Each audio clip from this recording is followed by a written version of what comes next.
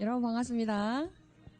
항상 반갑습니다 인사를 나누는데 메아리는 부장 선생님이 씩씩하게 반갑습니다 화답을 해주고 계십니다. 이 자리에 계시는 선생님들 그리고 줌으로 목사님을 뚫어지게 쳐다보는 몇몇의 친구들 다시 한번 인사하겠습니다. 반갑습니다. 그래요. 건강하게 잘 지내고 있습니까? 목사님 어저께 조금 오버하면 죽는 줄 알았습니다. 엄청나게 비가 쏟아졌는데 목사님 아주 중요한 사람을 만났거든요. 그런데 참 이 자연의 변화를 보면서 야, 하나님 너무너무 리얼하게 살아계신다. 이렇게 비, 때로는 눈, 때로는 바람, 이런 자연, 그리고 또 사계절 변할 때마다 어제 우리 부장 선생님은 기도가 생각나시고 찬양이 생각나시고 또 예배가 생각나신다 하셨는데 정말 귀한 고백이죠. 목사님은 정말 하나님이 너무 피부로 리얼하게 살아계신다는 것을 느꼈습니다. 오늘 이 예배 가운데서도 하나님이 여러분과 함께 하실 줄 믿습니다. 거의 모든 학교가 개학을 했죠. 그런데 어제 몇몇 친구들하고 통화를 해보니까 매일마다 등교는 못하고 있더라고요. 사실 좀 아쉽기는 하지만 걔 중에는 좋아하는 친구들도 있더라고요. 이게 자꾸 적응되면 안 되는데. 그런데 여러분 이럴 때일수록 공부와 놀 때를 구분을 잘해야 돼요. 쉽지는 않죠. 근데 이때가 굉장히 중요합니다. 혹시 최근에 이런 신조어를 한번 들어보셨습니까? 카페인 우울증이라고. 나 들어봤다. 손 들어보세요. 목사님 안 본다고 이렇게 가만히 있으면 반칙이에요. 카페인 우울증이라는 신조어가 생겼답니다. 무슨 카페인 그러면 커피로 생각하기 쉬운데 그게 아니라 대표적인 SNS 있죠. 뭐가 있습니까? 카카오 스토리, 그 다음에 페이스북, 그 다음에 인스타그램 있죠. 거기에 첫자를 딴 거예요. 카페인. 이해가 되시죠? 말이 되죠? 그래서 우울증이라는 단어를 또 거기 뒤에다 붙였는데 이게 무슨 말이냐면요. 사람들이 공부할 때, 그러니까 집중할 때와 놀 때를 구분을 못하고 아무 때나 이 SNS, 대표적인 이 카페인을 계속 접촉을 한다라는 거예요. 그러다 보니까요. 과도하게 사용하다 보니 무슨 현상이 일어났느냐면 사람들에게 우울증이 굉장히 많이 지금 일어나고 있답니다. 그래서 카페인 우울증이라는 신조어가 생겼대요. 사람들이 SNS를 통해서 소통을 많이 하죠. 즐거울 수 있어요. 근데 문제는 뭐냐면 거기에는 나 자신이 없대요. 이게 무슨 말일까요? 그 공개적인 SNS에서는요. 대부분 사람들이 가면을 씁니다. 나의 좋은 모습 보여주려고 그러고 좋은 사진 찍어서 올려보내주려고 그러고 또 뽀샵하고 자기를 편집하잖아요. 그러니까 자기 진짜 모습이 아니라는 거예요. 또 하나 여러분 이어서 얘기하면 게임도 마찬가지입니다. 이 게임이라는 게요. 현실 세계를 벗어나는 것이거든요.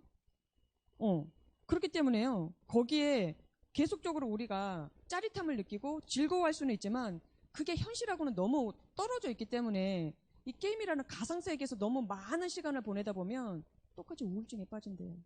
이 설교 초반부터 우울증 얘기해서 정말 죄송하지만 우리도 그럴 가능성이 있다라는 경각심을 가져야 된다라는 거예요. 그러면 어떻게 되느냐? 공부 안 돼요. 예배? 쉽겠습니까? 그래서 여러분 이 시간은 어떤 시간이다? 하나님께 예배드리는 시간이에요. 물론 이 핸드폰이라는 기계를 가지고 우리가 줌을 접속해서 예배를 드리지만 여러분 이 시간은요 가상세계가 아니에요. 현실적인 세계고 하나님의 우리와 함께 하시는 세계고 더더군다나 그분을 통해서 우리가 은혜 받는 시간이에요. 이 시간에 자세 한번 바로 해보세요. 그리고 목사님 설교에 한번 집중해보세요. 하필이면 오늘 설교가 살짝 어려워요. 하품하기 시작할 거고 집중이 흐려질 수도 있지만 중간까지만 그러고 뒷부분은 여러분이 구체적으로 적용할 부분이 나오기 때문에 오늘 말씀 가운데 하나님께서 여러분에게 큰 은혜 주실 뿐만 아니라 우리의 생각이 변하고 우리의 삶이 건강하게 변해서 하나님이 귀하게 쓰시는 또 여러분이 될 수 있도록 목사님이 축복하는 마음으로 설교를 준비했으니 마지막까지 끝까지 힘을 내시길 바랍니다.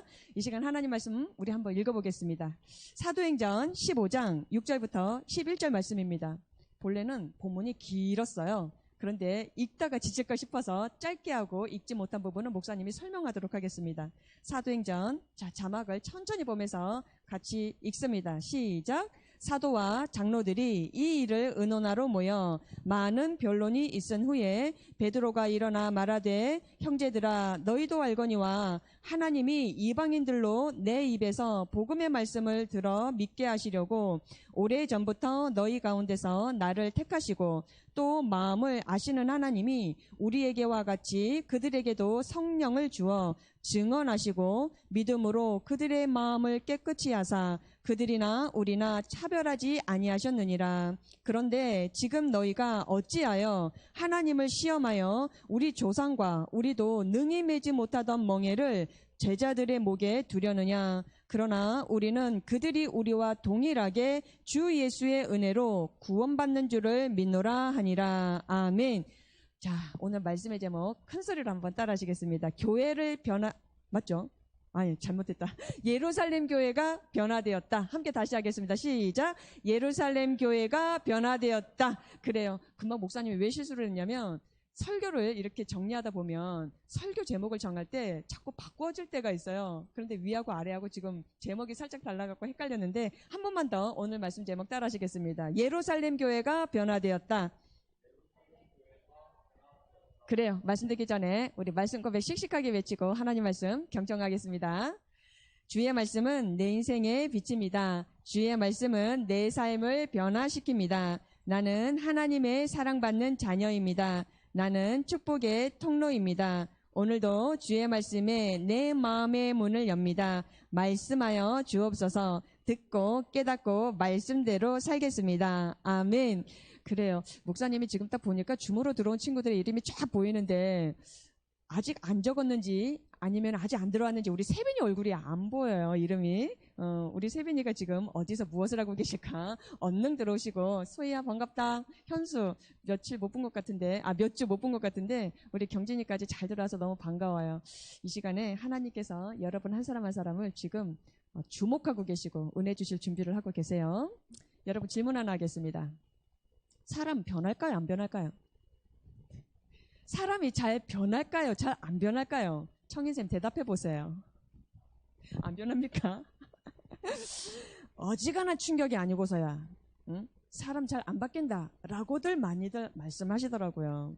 평소 자신이 익숙해져 있었던 그 대로 살기 때문에 뭐 굳어진 자기 생각이나 그리고 라이프 스타일이요 그렇게 잘 안 변한다는 것 같아요. 그러면 그렇게 잘 안 변하는 사람들이 많이 모여있는 교회 더 잘 안 변하겠죠.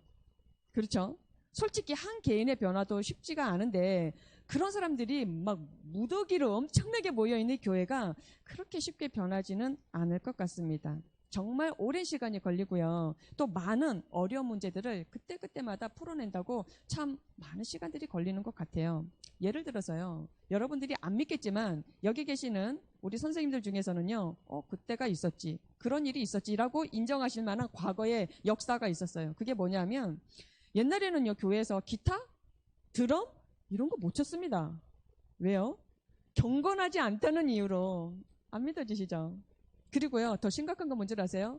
같은 공간 안에 같은 교회 안에 남자와 여자가 함께 모여서 예배를 드린다? 있을 수가 없는 불가능한 문제였어요. 예전에 교회사라고 하는 역사를 보면 기역자 교회라는 교회도 있거든요. 기역이 어떻게 생긴지 아시죠? 기역. 그죠?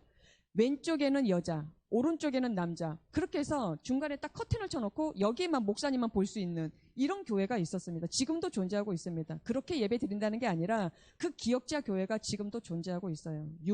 유품같이, 유품이라고 해야 되나? 기념물같이 그렇게 지금 남아있어요. 여러분이 안 믿겠지만 그런 역사가 우리나라에 있었어요.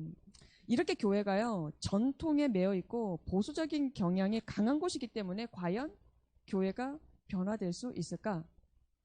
오늘 본문의 내용이요. 그런 내용을 소개하고 있는 것입니다. 이 땅에 처음으로 세워진 교회 이름 혹시 기억하십니까? 우리가 사도행전을 쭉 살펴보면서 두 교회의 이름쯤은 조금 기억이 날 것 같은데 내자예요. 참고로. 이 땅에 처음으로 세워진 교회의 이름은 예루살렘 교회예요.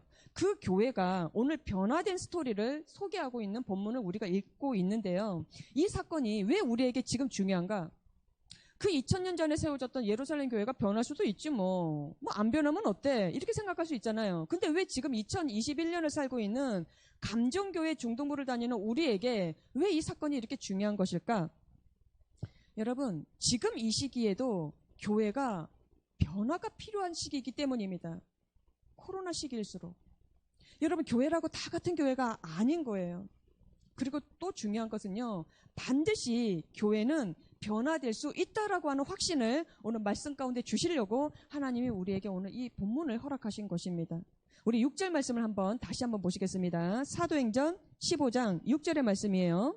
사도와 장로들이 이 일을 의논하러 모여라고 되어 있어요. 이 일을 오늘 우리가 읽지를 않아서 목사님 지금부터 설명해 드릴게요. 어떤 일이었느냐 하면 여러분 아까 예루살렘 교회 나왔죠. 첫 번째 교회였어요. 그런데 또 하나의 교회 한번 생각해 보세요. 어떤 교회였느냐? 안디옥 교회라는 교회가 있었습니다. 교회 특징이 뭐였습니까? 이방인 성도들, 그러니까 이방인들을 집중적으로 선교했었던 교회. 기억나십니까? 그런데 이 이방인들이 많이 모였었던 안디옥 교회에 외부에서 어떤 사람들이 이렇게 찾아왔어요. 딱 보니까 어머 여기는 왜 이렇게 이방인들이 많대? 왜 이렇게 이방인 성도들이 예수님을 믿고 이렇게 예배를 드린대? 그러면서 외부에서 왔었던 사람들이 그 이방인 성도들에게 뭐라고 가르쳤느냐 하면 너희들은 내 말 잘 들어라. 너희들은 지금부터 할례를 받아야지만 구원받을 수 있어 라고 얘기했던 거예요. 그러고 가르쳤던 거예요. 뭘 받아야 된다고요? 할례. 할례라는 말이 좀 어렵긴 한데 구약 옛날부터 조상 때부터 종교 의식 중에 하나였어요. 아주 중요한 종교 의식이었어요. 그때 당시는 이 할례를 반드시 받았어야 했어요. 하나님의 사람이라면.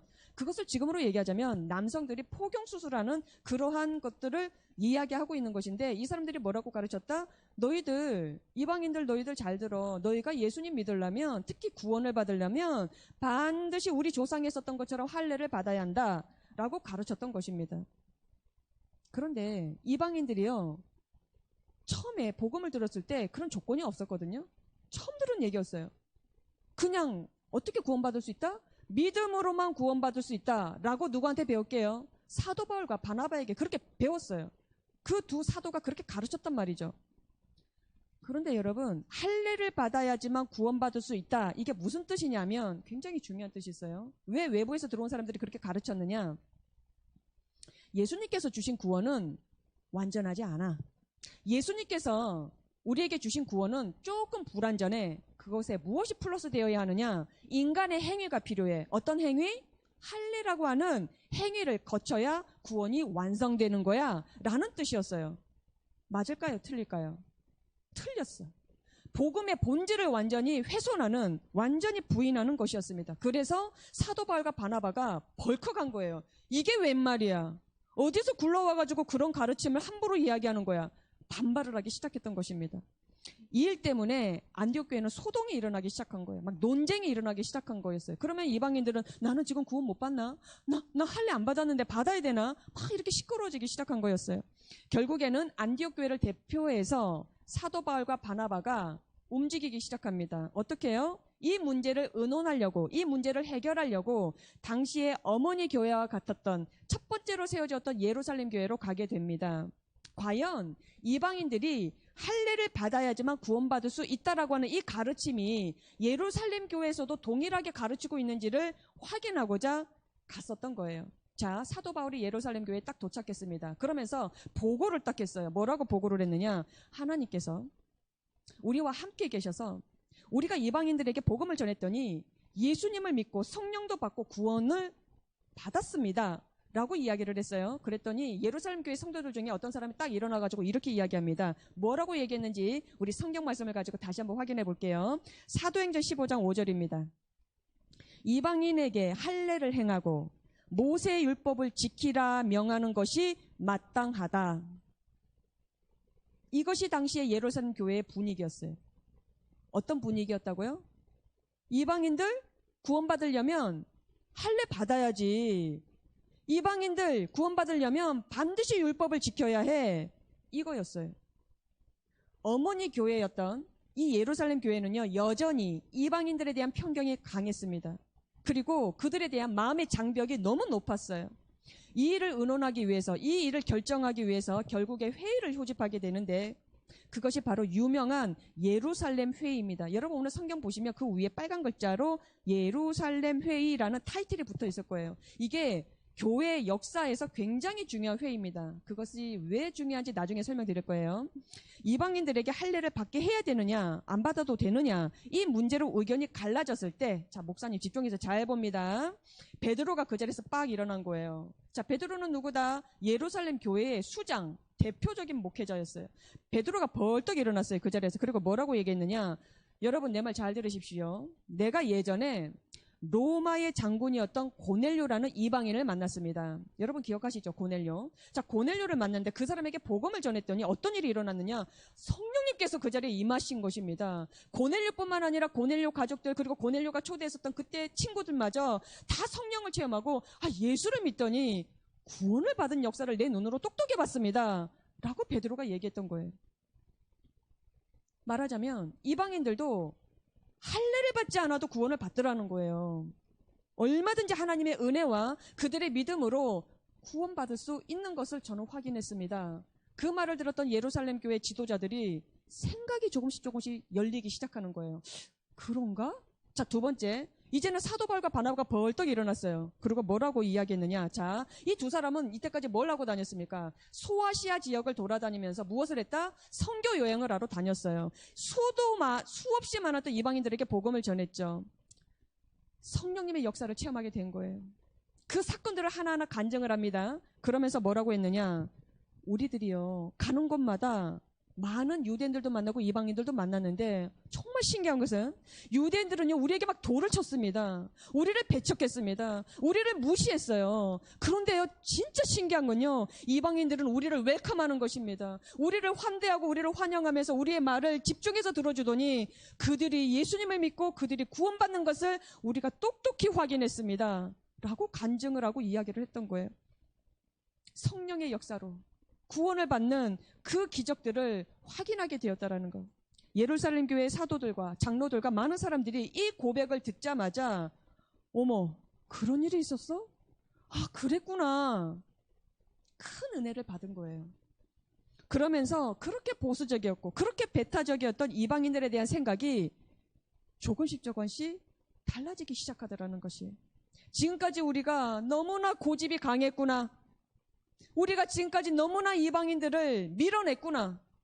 하나님이 이방인들에게도 동일하게 복음의 문을 활짝 열고 계시는구나. 이렇게 예루살렘 교회가 조금씩 생각이 변하더니 결국에는 의식의 혁명이 일어나기 시작한 것입니다. 그때 예루살렘 교회 지도자였던 야고보가 이제 세 번째로 벌떡 일어났어요. 자, 예루살렘 교회는요, 베드로가 수장이었고 야고보도 대표적인 사도였어요. 야고보가 벌떡 일어나서 이렇게 얘기합니다. 그 말씀 찾아서 다시 한번 읽어볼게요. 사도행전 15장 19절 말씀입니다. 그러므로 내 의견에는, 그러니까 야고보가 자기 의견을 얘기하는 거예요. 이방인 중에서 하나님께로 돌아오는 자들을 괴롭게 하지 말고 라고 얘기를 해요. 이게 무슨 말입니까? 구원받는 일에 있어서 더 이상 할례 따지지 마라, 율법 따지지 마라, 그런 식으로 그 사람들을 괴롭히지 마라 라고 얘기했던 거예요.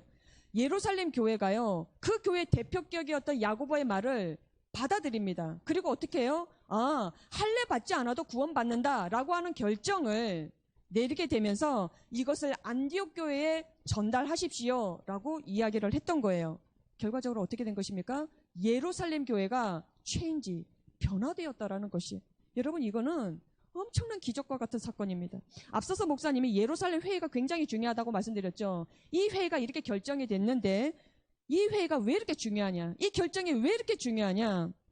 예루살렘 교회는요, 당시에 전 세계 대표격 되는 교회였어요. 예루살렘 교회가 변하면서 이방인 선교에 새로운 장이 열렸습니다. 더 크게 보면 세계 복음화의 문이 활짝 열리게 되었던 거예요. 그 증거가 될 만한 것이 뭘까요? 2021년 바로 저와 여러분이 할례 받지 않아도 구원받게 되었다. 우리가 이방인들이거든요. 이방인 반대가 뭐였어요? 유대인들.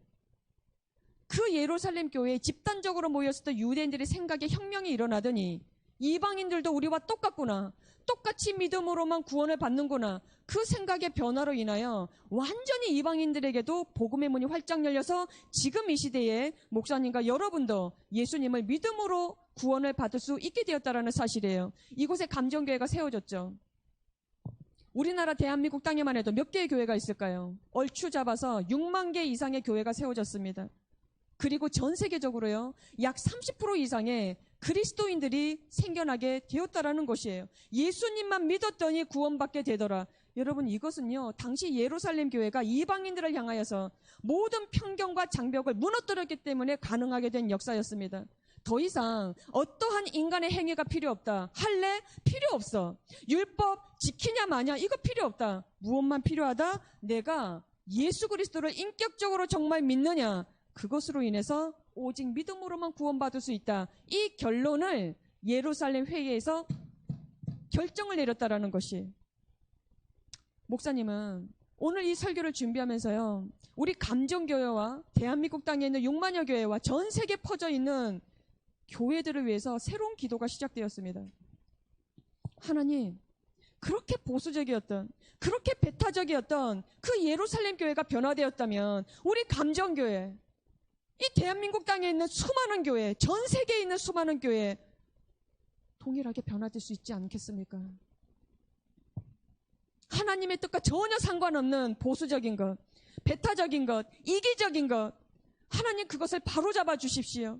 정말로 오직 하나님의 뜻만 이루어지는 그런 교회가 새롭게 일어나게 해주십시오. 그런 기도가 일어나기 시작하는 거예요. 이 코로나 시기에. 사실 지금도요, 대한민국 땅에 세워진 모든 교회 중에 이 전통이라는 이름으로 얼마나 보수적인 경향이 강한지 모릅니다. 목사님이 여자라서 그런 게 아니라 지금도 어떤 교단에 따라서는 여자 목사 절대 허락을 안 해요.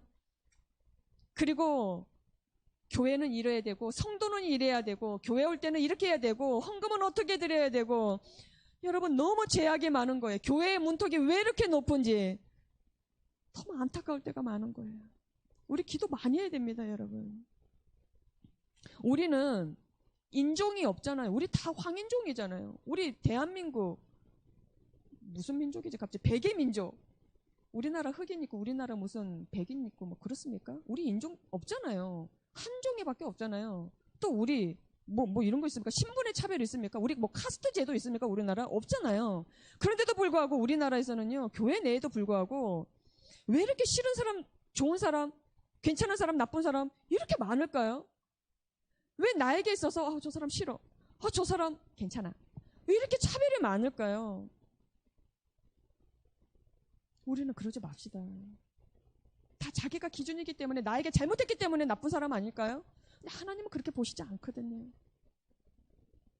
우리 교회가, 우리 중등부가요, 매 순간마다 말씀에 비추어서 변화되지 않는다면 우리는 세상 변화시킬 수 없습니다. 여러분, 세상은요, 사실은 변화도 변하지만 우리는 세상을 구원시킬 사람들이에요. 세상을 구원시킬 사람들이 싫고 좋음이 너무 분명하다. 여러분, 회개하셔야 됩니다. 말씀 한 구절 읽겠습니다. 로마서의 말씀인데요, 12절 2절 말씀 자막을 보면서 같이 한번 읽어볼까요? 너희는 시작. 너희는 이 세대를 본받지 말고 오직 마음을 새롭게 함으로 변화를 받아 하나님의 선하시고 기뻐하시고 온전하신 뜻이 무엇인지 분별하도록 하라. 아멘. 마음을 새롭게 변화하라고 하나님께서 오늘 목사님과 여러분에게 말씀하세요. 다시 말씀드립니다. 누가 한 얘기라고요? 하나님께서 말씀을 통해 우리에게 말씀하세요. 뭘 하라? 마음을 새롭게 변화시켜라. 교회는 한 번 변하고 끝나는 것이 아닙니다. 작년에 한번 변했잖아요, 목사님. 작년? 올해도 변화돼야 돼요. 올해 변화되었잖아요. 내년도 변화돼야 되는 거예요. 항상 계속 변화를 시도해야 하는 것입니다. 그러면 어떻게 변화돼야 될까요? 지금부터 우리에게 한번 적용할 시간입니다. 어떻게, 무엇을 변화시켜야 될까요? 모든 기준에 있어서 사랑이라는 공식을 대입하는 것입니다. 뭘 대입해야 된다고요? 공식. 수학도 미적분, 방정식 여러 가지 공식이 있잖아요. 그 공식 모르면 수학 문제 못 풀듯이 우리의 모든 것들은 무엇이 기준이 되고 공식이 되어야 합니까? 사랑이라는 것을 기준 삼고 공식으로 우리는 삼아야 한다는 것이, 사랑이라는 기준으로 모든 사역을 이루어 가야 한다는 것입니다. 설교하는 것, 목사님이 설교 준비하는 것, 사랑하는 마음으로 준비해야 돼요. 이 말씀 잘 준비해서, 이 말씀 잘 우리 친구들에게 전달해서 우리 친구들이 우리 예수님 잘 믿어야 되는데, 그런 마음으로 설교를 준비해야 한다라는 사실이.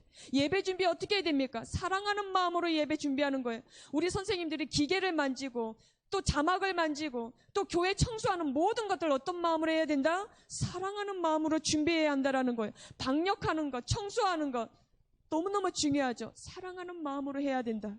찬양 준비하고 찬양 인도하는 모든 것들 사랑하는 마음으로 준비해야 한다. 우리가 선생님들과 서로 통화할 때도 사랑하는 마음으로 통화하고, 순모임 나중에 모였을 때도 사랑하는 마음으로 같이 나누고, 그리고 우리가 서로를 생각하고 대할 때 사랑하는 마음으로 우리가 행해야 한다는 사실이. 이거 누가 먼저 해야 할까요? 예루살렘 교회가 보수적인 사고를 깨뜨리고 이방인들을 받아들일 수 있었던 것은요, 먼저 핵심 리더였던 베드로와 사도 바울의 변화가 있었다라는 사실이에요. 그 사람들은요, 변화될 수 있는 사람이 아니었어요. 변화될 수 없는 사람, 이꼴 베드로, 사도 바울, 그런 상징적인 인물들이었어요. 자, 두 사람 한번 살펴보겠습니다. 베드로 어떤 사람이었어요? 기도하던 중에 환상이 보였죠. 어떤 환상? 기억하세요? 하늘에서 뭐가 쫙 내려왔어. 보자기가 쫙 내려오더니 펼쳐보니까 이상한 동물들이 엄청 많았어요. 예수님의 음성이 들립니다. 잡아먹어라. 당시 무엇을 상징했습니까? 이방인들을 상징하는 동물들이었어요. 베드로가 뭐라고 얘기하죠? 3번이나 반항합니다. 안 됩니다. 어림도 없습니다. 내가 유대인인데 어떻게 이방인들, 저는 상종도 안 합니다. 모르십니까? 라고 반박을 했어요. 그랬던 베드로였는데 결국에는 이방인 고넬료 집에 가죠. 복음을 전했어요. 아, 웬걸? 성령님이 임재하시면서 생각지도 못했던 이방인이었던 고넬료와 그의 가족과 그의 친구들이 성령을 체험하고 예수님을 믿는 것을 자기 눈으로 본 거예요. 엄청나게 충격을 받고 멘붕이 된 거죠. 자, 베드로 변했습니까? 안 변했습니까? 변했다라는 사실이. 그거보다 더 심각한 사람이 사도 바울입니다. 사도 바울 어떤 사람이었습니까? 예수님의 복음을 전하던 스데반 집사님은 물론이고 예수님을 믿었던 사람들을 찾아다니면서 색출해서 죽이는데 앞장섰던 살인자였어요. 그만큼 자신의 행동에 확신이 있었던 사람이었습니다. 여러분, 확신 있는 사람들의 특징이 있습니다. 내 행동에는, 내 말에는 아무 잘못이 없어. 목사님도 그런 실수를 범할 수 있는 인간이에요. 그래서 목사님은 위험한 사람이에요. 설교하는 사람은 굉장히 위험한 사람입니다. 그래서 기도하지 않으면 죽어요. 고압선이야. 건드리면 죽어요. 하나님이 다스리는 사람이에요.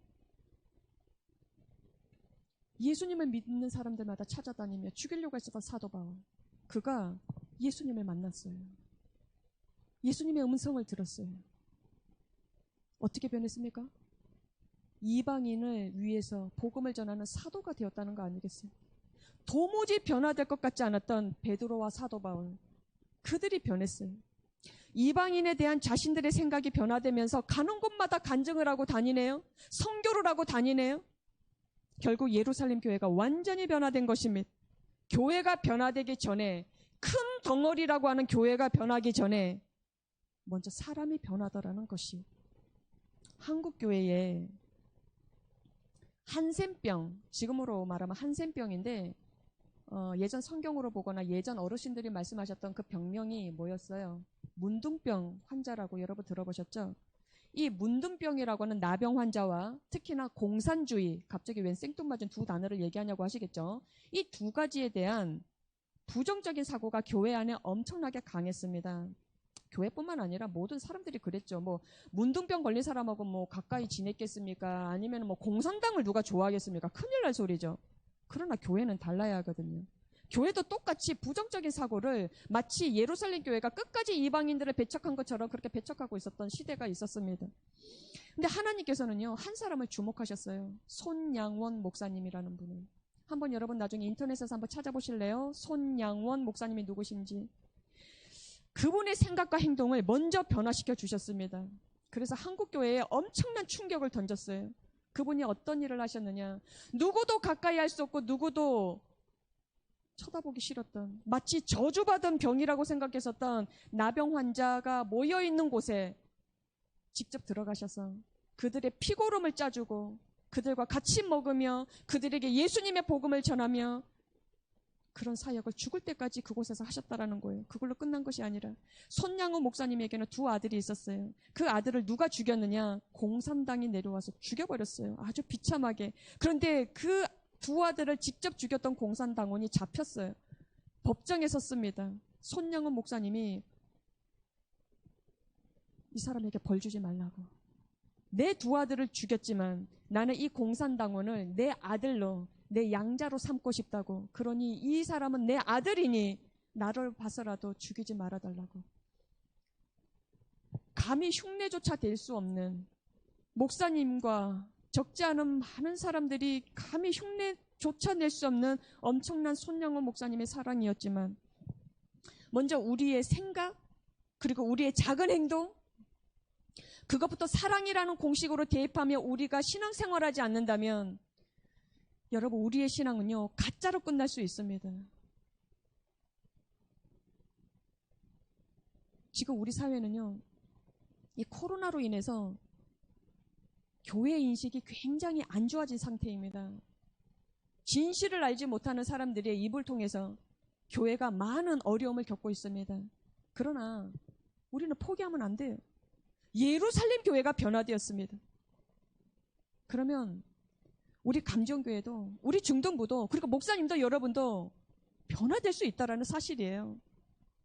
우리가 서로 사랑하는 공동체를 만들려면, 우리가 사랑하는 공동체로 만들어 간다면 하나님은 반드시 우리 모두를 통해서 하나님의 선한 뜻을 우리를 통해 이루어 가실 줄 믿습니다. 이왕에 예수님 믿을 거, 이왕에 이렇게 어렵게 줌으로 접속하거나 아니면은 이렇게 계속 비대면 힘들잖아요. 그렇지만 우리가 이왕에 예수님 믿을 거 우리 멋지게 믿고 멋지게 쓰임받아야 되지 않겠습니까? 사랑으로 충만한 교회 어떻게 만들어 가야 될까? 여러분, 우리가 기도해야 돼요. 목사님이 간절하게 부탁드리겠습니다. 오늘부터 내가 다니는 감정교회를 위해서, 내가 소속되어 있는 샤인 중동부를 위해서 기도해 주시길 바랍니다. 무엇을 놓고 기도할까요? 사랑으로 충만한 교회가 되게 해주시라고. 그래서 하나님의 사랑이 우리 교회를 통해서 여러분의 가정과, 그리고 여러분 소속되어 있는 학교와, 그리고 우리 교회 안팎으로 흘러가게 해주시라고. 무엇보다도 나를 통하여 그 사랑이 마구마구 흘러가게 해주시라고. 여러분, 이것이 진정한 변화고 교회의 개혁인 줄 믿습니다. 그렇게 할 때 하나님께서 우리를 기뻐하시며 하나님의 선하신 역사가 우리를 통하여 이루어갈 줄 믿습니다. 그렇게 하실 하나님을 찬양하며 이 시간 함께 기도하겠습니다. 고맙고 감사하신 하나님 아버지, 예루살렘 교회가 변화되었습니다. 어느 누구도 상상할 수 없었고 결코 유대인과 이방인이 함께 어울려서 살 수 없었던 그 시절에 성령의 역사로, 그리고 하나님이 먼저 변화시켜 주신 귀한 사역자들을 통하여서 그 엄청난 기적이 일어남으로 인하여 2021년도 수많은 교회가 일어났고 수많은 이방인들이 저를 포함하여 우리 모두에게 구원의 역사가 허락되었습니다. 하나님, 이렇게 하나님의 역사는 거침이 없고 막힘이 없고 그리고 불가능이 없는데, 하나님 이 시간에 간절히 기도합니다. 우리 감정교회를, 그리고 전 세계 열방의 교회를, 그리고 작게는 나 자신부터 말씀 앞에 변화되게 하여 주셔서 사랑이라는 이름을 공식 삼아서 내가 무엇을 하든 하나님 사랑할 수 있는 사람, 사랑으로 행할 수 있는 사람 되게 하여 주시옵소서. 하나님 이 시간에 마음으로 또한 각 가정에서 준비한 헌금이 있다면 이 시간 주님께서 친히 안수하여 주시고 이 예물을 통하여서 하나님 영광 받아주시며 중동부의 사역 위에 복음을 증거하는 일에 정직하고 투명하게 사용되어 줄 수 있도록 주님 인도하여 주시옵소서. 하나님, 코로나가 장기화되면서 우리 친구들이 이렇게 비대면 어렵게 예배드리고 있습니다. 우리 친구들에게 하나님 은혜 주셔서 각 가정에 주님께서 주인 되어주시며 필요를 채워주시며 이 말씀을 통하여서 믿음이 생겨서 정말로 어려운 시기일수록 더 믿음의 뿌리가 깊어질 수 있도록 역사하여 주시옵소서. 이제는 우리 주 예수 그리스도의 은혜와 하나님 아버지의 극진하신 사랑하심과 성령 하나님의 오늘도 말씀을 깨닫게 하시고 부어주시는 은혜의 역사가 예루살렘 교회가 변화되었노라고, 더불어서 우리 마음 가운데서도 변화를 촉구하시는 하나님의 말씀에 아멘하고 응답하는 사랑하는 모든 친구들과 존경하는 선생님들 머리 위에 이제로부터 영원토록 함께 하시기를 간절히 축원하옵나이다. 아멘.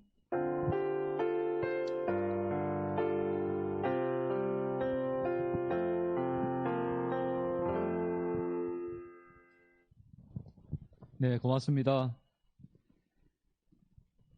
우리 친구들 어떻게 예배 잘 드렸어요? 혹여나 뭐 잠을 잔다든지 그러지는 않겠죠? 나는 예배를 잘 드렸다는 그런 자신감으로 선생님 광고 잘 들어주시면 고맙겠습니다. 지난주 4인 퀴즈 정답자 먼저 말씀드릴게요. 박서종, 유가은, 정만영, 나영은, 신채진, 정혜영, 김민재, 김진건, 이동현, 김세빈입니다. 오늘 우리 친구들 보니까 11시 이전에 접속자만 12명이었어요. 더군다나 만영이 첫 번째, 만영이 접속해줘서 너무 고맙고요. 그리고 12명 친구들 너무 감사합니다. 고맙고요.